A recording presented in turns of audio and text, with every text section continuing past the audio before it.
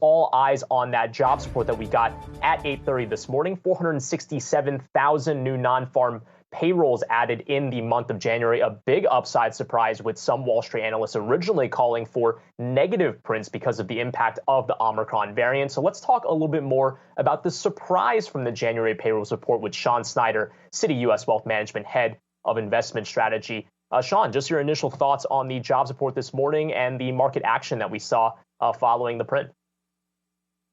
Thank you for having me. Good afternoon.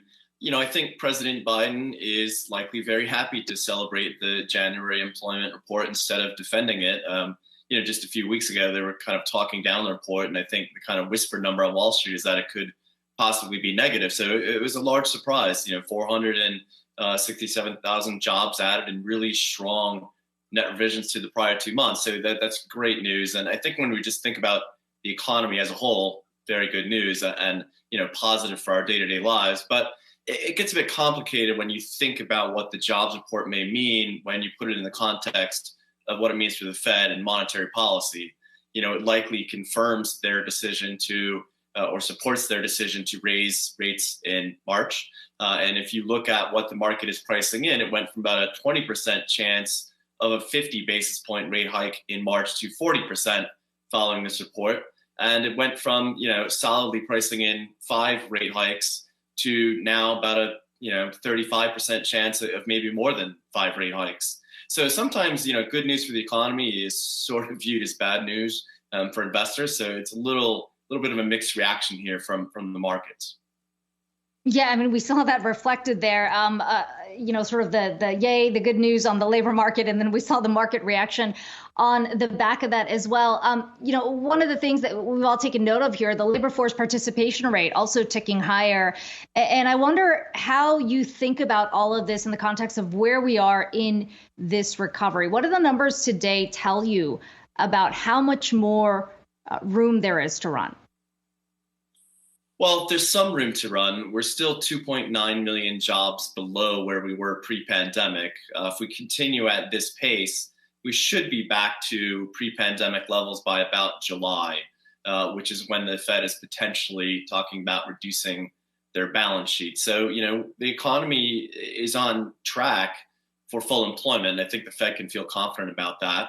But they also have inflation overshooting their goal of 2%, which is making them think that they need to be more aggressive, at least in the front end of this tightening cycle.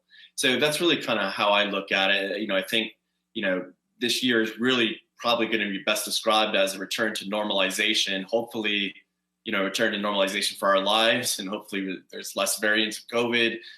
Fiscal policy is going to be more normal. We're certainly not going to see the, expansive and expensive policy bridge that they built during the height of the pandemic. And I'm going to see more normal monetary policy and probably more normal gains in financial markets. Okay, Shawn, but does massive volatility in the big tech stocks, which make up most of the major indexes, also represent normal? Because I would describe the 2022 trading sessions so far to be described as a little bit nauseating when you take a look at the S&P 500 and the swings that we've seen just so far in the last month. Right. I think one of the, side effects of this quick normalization is that investors are becoming more discerning, particularly in the technology stocks that they want to own, because you are receiving less fiscal policy support, less monetary policy support. And, these are long duration assets. Often when you invest in tech companies, the earnings are considered to be more in the future. So you're actually, more likely to move towards companies with strong earnings potential near term. And that's kind of the rotation we've seen in this, inflationary environment.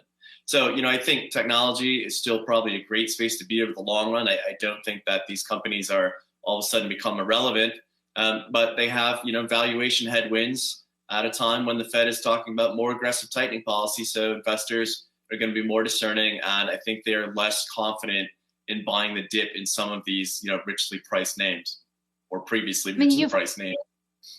Shawn, you've highlighted the fact that you don't think that the choppiness that we saw, especially in January, is the start of a bear market. You're saying this is just an intra-year correction.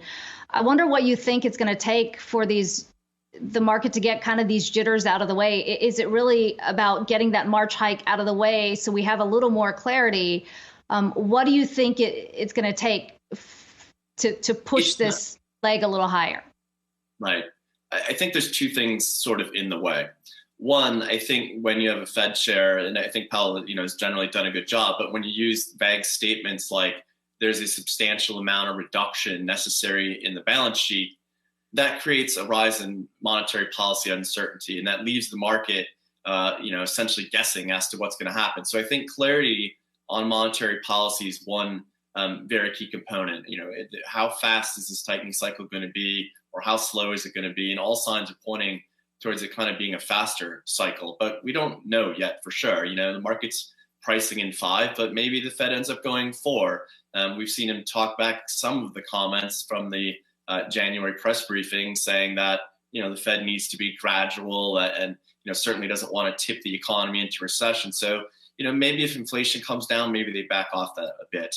But we really need clarity on monetary policy. I think the other overhang that will serve as overhang on the market is the midterm elections. I think we probably also need to get past that as well. So, I think you're going to see volatility the first half of this year for sure. Maybe the back half, it's going to be choppy. But if you look at the data, and I think this is an important point, I just want to drive this home. If we look at the last 10 times the S&P 500 has had a 5% decline or more in January, 70% of the time it had positive returns for the rest of the year. And 2008 was a notable exception where, we had obviously significant losses that year. So if you remove that, the odds are probably even higher.